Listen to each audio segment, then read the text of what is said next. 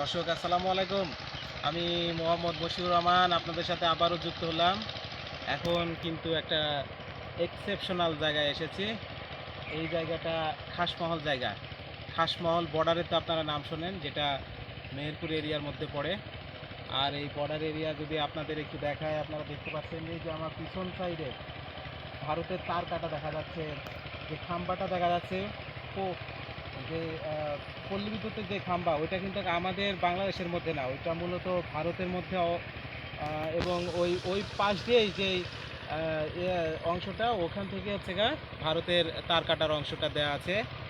এই যে এই জমিগুলো দেখা যাচ্ছে যে একটু দূরে কলা বাগান, তার পাশে এইগুলো কিন্তু ইন্ডিয়ান জমি। মূলত ওরা বর্ডার ক্রস করে এসে এই দেশে ওরা ফসল ফলায় এবং একটা নির্দিষ্ট সময় অবস্থান করে। আমি যতটুকু শুনেছি যে ভারতের লোক আসে ঠিকই, কিন্তু নির্দিষ্ট সময় অবস্থান করে। এখানে বিজেপি আছে, ওপাশে আছে বিএসএফ। ওদের কাছ থেকে অনুমতি নিয়ে এই দেশে আসে এবং কয়েক ঘন্টার জন্য আসে। মূলত একটা নির্দিষ্ট টাইম আছে, সেই ঘন্টা পর্যন্ত অবস্থান করে। তারপর পরে এই কৃষকগুলোকে, ইন্ডিয়ান যে কৃষকগুলো আছে, ওনাদের মূলত চলে যেতে হয়। এখন আমি আপনাদের একটু দেখানোর চেষ্টা করছি। এই যে পাশে দেখতে পাচ্ছেন যে প্রথমে খাম্বা দেখেন, কারেন্টের একটা খাম্বা দেখা যাচ্ছে। এই খাম্বার পাশ দিয়েই কিন্তু তার কাটাটা চলে গেছে। এবং আরেকটু যদি দেখায় আপনাদের, ওই যে যে নেটওয়ার্ক নেটওয়ার্ক বলতে আপনাদের যেই উঁচা পর্যায়ে একটা টাওয়ার দেখা যাচ্ছে, এটা মূলত মোবাইল টাওয়ার। মূলত এই টাওয়ারটা ইন্ডিয়ার মধ্যে, এটা ইন্ডিয়ান টাওয়ার, আমাদের দেশে না। আর আমাদের দেশের মূলত আমরা খুবই কাছাকাছি অবস্থান করতেছি। এখন কিন্তু আজকে 6 আগস্ট, আপনারা জানেন গতকাল 5 আগস্ট আমাদের দেশ থেকে শেখ হাসিনা পালিয়েছে। সে স্বৈরাচার শাসন সে দীর্ঘদিন যাবৎ করার পরে, তারপরে জনগণ যে স্বৈরাচারকে একেবারে পতন করার জন্য উঠে পড়ে লেগেছিল। তাই আমরা দেখলাম গত 5 আগস্ট এই দেশ থেকে শেখ হাসিনা চলে গেছে ওপারে ভারতের বর্ডারে। এখন আমরা মূলত বর্ডারে পরিদর্শন এসেছি যে কোনো বর্ডার কেউ পালাচ্ছে কিনা, মূলত এটা দেখার উদ্দেশ্যে আমরা এসেছি। এবং আমরা এখানে বিজেপির সাথে কথা বললাম। বিজেপি বলল যে এই মুহূর্তে বর্ডারে খুবই উত্তেজনা অবস্থান করতেছে, আপনারা খুব নিকটে যাওয়া ঠিক হবে না। তাই আমরা অত নিকটে যাই নাই, তাই আমরা অনেক দূরে থেকে আপনাদের এই গ্রামগুলো দেখানোর চেষ্টা করতেছি।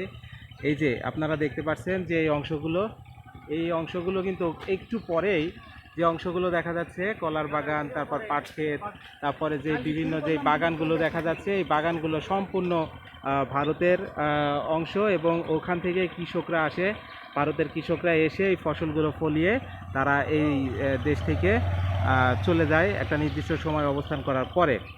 আর যদি আপনাদের একটু বলি যে এলাকা কিন্তু মাদকে পরিপূর্ণ। আমি যতটুকু শুনেছি বিজেপির সাথে কথা বলে, বিজেপি আমাকে বলল যে এলাকা খুবই খারাপ। আমি ফার্স্টে ভেবেছিলাম যে এখানে মানে ছিনতাইকারী আছে, ওনারা বললো না, ছিনতাইকারী না, তবে মাদক প্রচুর পরিমাণে এখানে মাদক।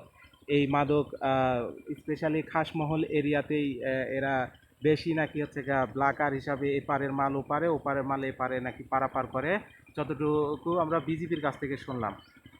আপনাদের দেখানোর চেষ্টা করছি ভারতের অংশ। একই দেখেন, বোঝার মতো না, একই কালচার, একই সব কিছু, গাছপালা ফসল কিন্তু সবই একই সিস্টেম। আপনি বুঝতেই পারবেন না যে এই পাশ ভারত না ও পাশ ভারত। কিন্তু শুধুমাত্র আমরা তার কাটাতে আমরা বুঝতে পারি যে এটা ভারতের অংশ এত দূর পর্যন্ত, বাংলাদেশের অংশ এত দূর পর্যন্ত। আপনাদের এই যে দেখায় যে যে এই রোডটা দেখতে পাচ্ছেন, এই রোড, এটা কিন্তু খাসমহলের রোড, সম্পূর্ণ বর্ডার এরিয়া ঘিসে এই রোডটা। এই রোড দিয়েই বিভিন্ন মালামাল পারাপার হয়। মালামাল বলতে আপনাদের যে মাদক দ্রব্য আছে সেইগুলো পারাপার হয়। এবং যে বিভিন্ন দেখা যাচ্ছে যে কোনো অস্ত্র টস্ত্র এগুলো হয়তো পারাপার হয়। আনুমানিক একটা ধারণাই বললাম, তার কারণ এটা বর্ডার এরিয়া। আমি যতটুকু শুনেছিলাম, আমার বাড়ি তো কুষ্টিয়া থেকে আমি যতটুকু শুনেছি যে এখানে মূলত সব ধরনের মাদক এবং সব ধরনের অবৈধ জিনিস পারাপার হয়। ওপারের জিনিস এপারে আসে, এপারের জিনিস ওপারে যায়, এতটুকুই শুনেছিলাম।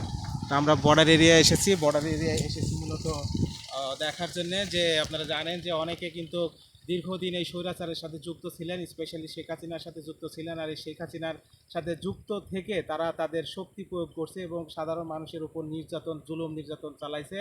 এবং সাধারণ লোকের যে টাকাগুলো আত্মসাৎ করছে, তারা অনেক টাকার মালিক হয়েছে। তাই ভাবলাম যে বর্ডার এরিয়াগুলো দেখে যায় যে কী অবস্থা। কোনো আওয়ামী লীগের লোক কিংবা যারা দেশের মানে খুব অরাজকতা চালাইছে, তারা এই দেশের মধ্যে তো আর থাকতে পারবে না, তারা পালাচ্ছে কিনা এটা দেখার জন্য আমরা মূলত বর্ডার এরিয়ায় এসেছি।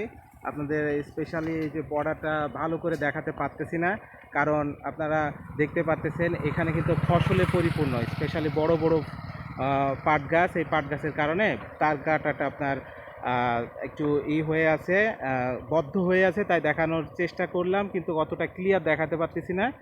এই তার কাটার ওই পাশেও কিন্তু আপনার পাট ক্ষেত, তার মানে যারা ব্ল্যাকার তারা খুব সহজেই এখান থেকে কিন্তু ব্ল্যাক করে, স্পেশালি মাদক দ্রব্য। আর কেউ যদি মনে করেন পারাপার হওয়ার চিন্তা ভাবনা করে, তারা কিন্তু এই এই রাস্তাগুলোই অবলম্বন হিসাবে তারা ব্যবহার করে এবং এই দিক দিয়েই কিন্তু তারা পারাপার হওয়ার চেষ্টা করে।